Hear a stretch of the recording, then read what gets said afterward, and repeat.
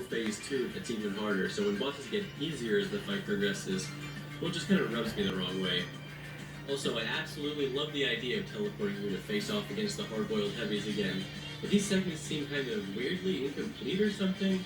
I mean, all you have to do is avoid their attacks for a short period of time and they'll be sent back, even though it's possible to do damage to all of them, even the ones in the background. I would like to see this part fleshed out a little bit. And the true final boss, Egg Reverie, was pretty cool, but it could have been a little better. I mean, it's just a little underwhelming when compared to Doomsday Zone.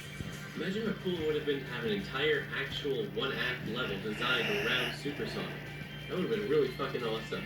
And there are even leftover tiles in the game like slopes and stuff which seem to indicate there was originally more planned for this zone.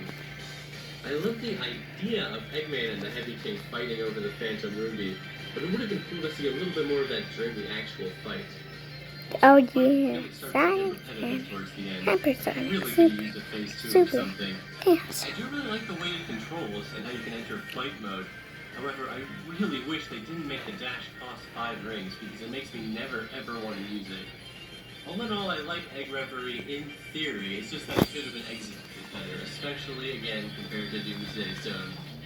Also, you can't select it from your save file for some reason, which is kind of weird.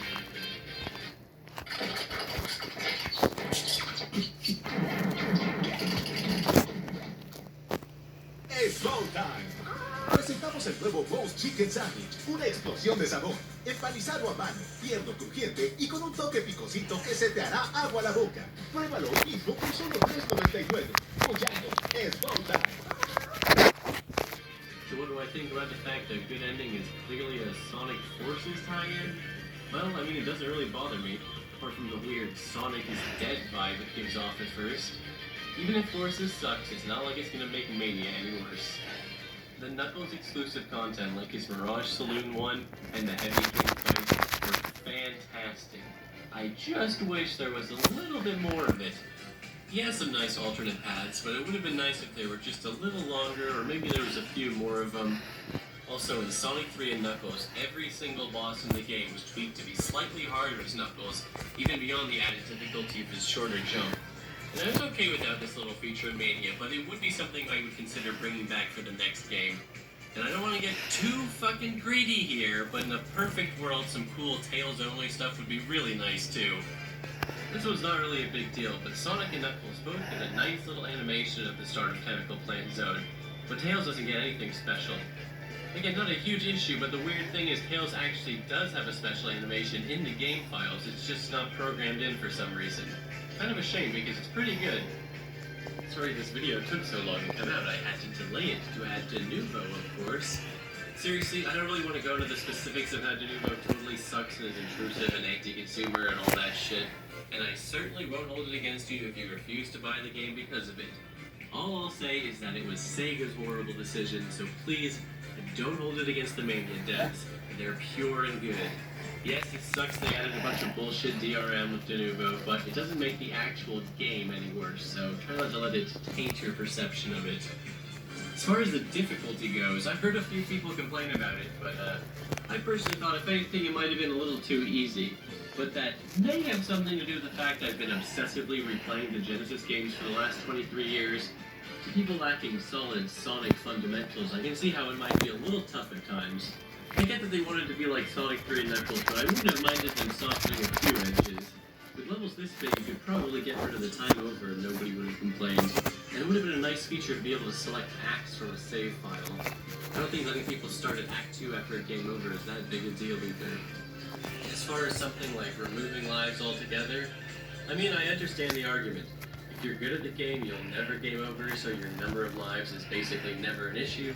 But if you're bad at the game, and on top of dying all the time, you're getting sent all the way back to the start of Act 1 periodically, which is kind of like getting kicked while you're down. All I'll say is I found lives and rings to be plentiful in this game, and finding an extra life or collecting 100 rings is an extremely satisfying feeling. Removing lives removes the unhealthy amount of pleasure I take in hearing that one-up jingle. That said, if they put a no lives option in the menu, I wouldn't give a shit. As long as it's optional, it doesn't bother me. So despite all my nitpicks and complaints, I would still consider this to be a 10 out of 10 game. It just appealed to me personally on such a deep and resonant level, I had no choice but to give it a perfect score. Honestly, it's been a long time since I've had this much fun playing a game, and as someone with the unfortunate title of Sonic Lore Master, I have to say I really appreciate all the top-notch references and callbacks in this game. I certainly don't have time to go over every single one in this video, however I would like to go over some that stood out to me. Hopefully watching my videos prepared you to catch some of these on your own. I mean, there were 3 references to splats in this fucking game. As a debug object in Green Hill Zone, in the Trash and Flying Battery Zone, and as an actual enemy in Crest Garden. Think about that. 3 separate references to a cut badnik from Sonic 1. That is the level of genius we're working with here. You might also remember the large mountains in the background of the 1990 Tokyo Toy Show demo, a design element used in Act 2 of Mania's Green Hill Zone. And I gotta say, I appreciated all the chaotix references. Like seeing this fucking guy again, or the design of this boss, or this part of the Metal Sonic fight. Oh, and the music that plays during the Knuckles and Knuckles ending was a nice touch. There's some